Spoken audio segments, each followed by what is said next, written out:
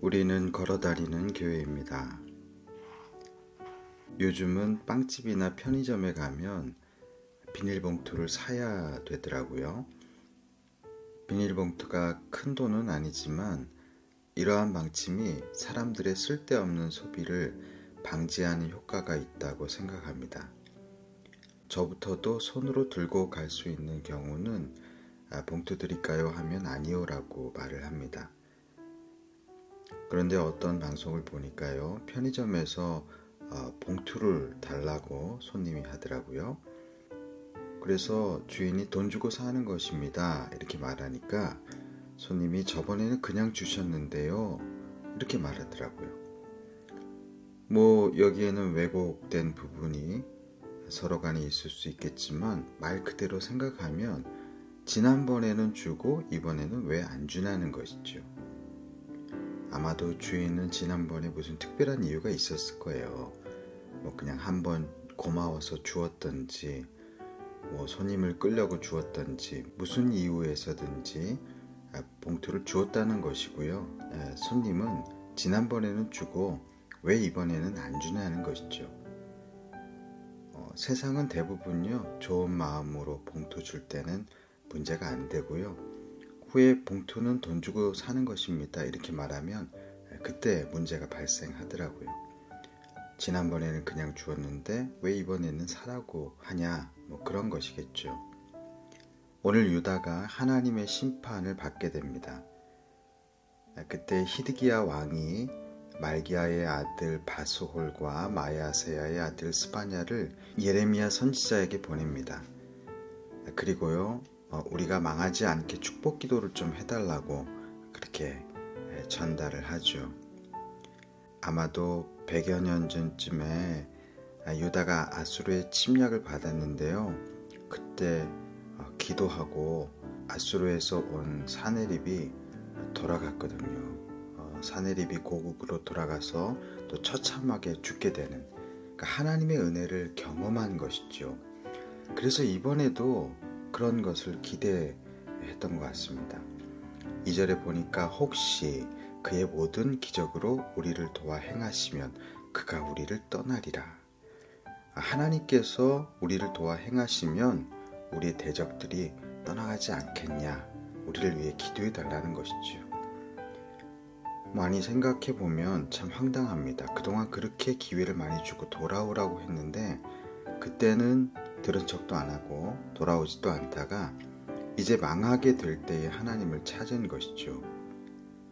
하나님은 이때에 유다에게 징계를 내리고 마십니다. 하나님을 찾아왔는데 그래도 계획대로 심판을 내리신 것이죠. 이럴 때 우리는 불만합니다. 하나님, 이번에는 왜 은혜를 안 베풀어 주시나요? 지난번에는 용서하셨잖아요. 지난번에는 은혜를 베풀어 주셨잖아요. 이렇게 말을 하죠. 지난번에 특별한 은혜를 베풀어 주신 데에 대한 감사를 하는 것이 아니라 이번은 왜 지난번 같지 않냐 라는 불만을 표시하는 것이죠.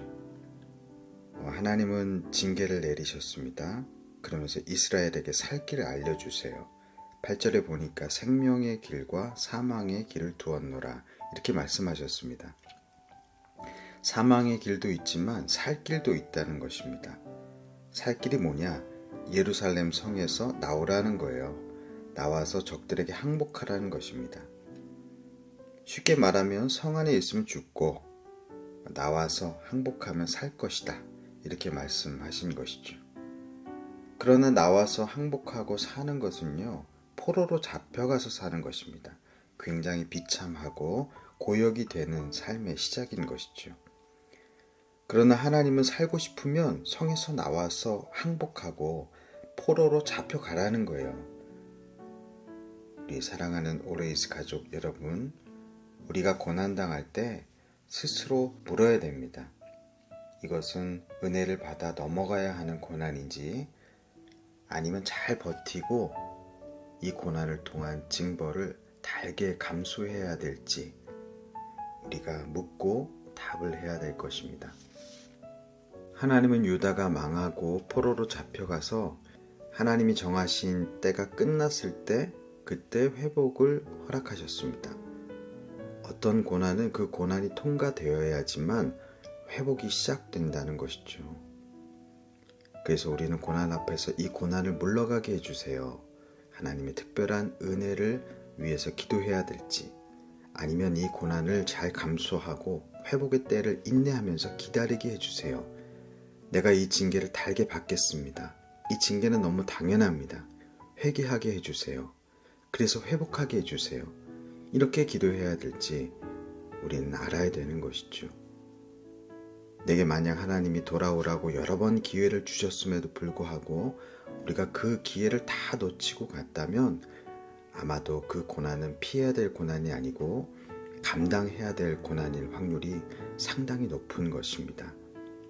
그래서 우리는 지난번에는 왜 그렇게 은혜를 베풀어 주셨는데 이번에는 하나님 왜 묵묵부답이세요? 하나님 왜 안 도와주세요? 이렇게 불만할 것이 아니라 그 고난을 잘 감당하고 인내하고 겪어내야 되는 것이죠. 오히려 지난번에 심판받은 것은 마땅한 것이야. 근데 어떻게 은혜를 베풀어 주셨지? 이번의 고난은 당연한 것이야. 하나님이 그렇게 하시고 그렇게 뜻을 정하셔도 우리는 할 말이 없어. 이런 마음으로 우리가 나아가야 되는 것입니다. 하나님은 창조주이십니다. 토기장이도 자기 그릇을 마음대로 만드는데 창조주 하나님이 자기 마음대로 피조물을 다루는 것 너무 당연한 것이죠. 하나님 이번에는 왜 은혜를 안 베풀어 주셨냐 불평하기보다 이번에 징계는 마땅한데 저번에는 하나님이 특별한 은혜를 베풀어 주셨군요. 이제 이 포로 기간이 끝나고 회복의 일이 시작되면 그 일에 앞장서는 사람이 되겠습니다. 이렇게 다짐하고 어떤 고난 앞에서도 감사하며 나아가는 우리 모든 올웨이즈 가족들 되시기를 주님의 이름으로 축복합니다.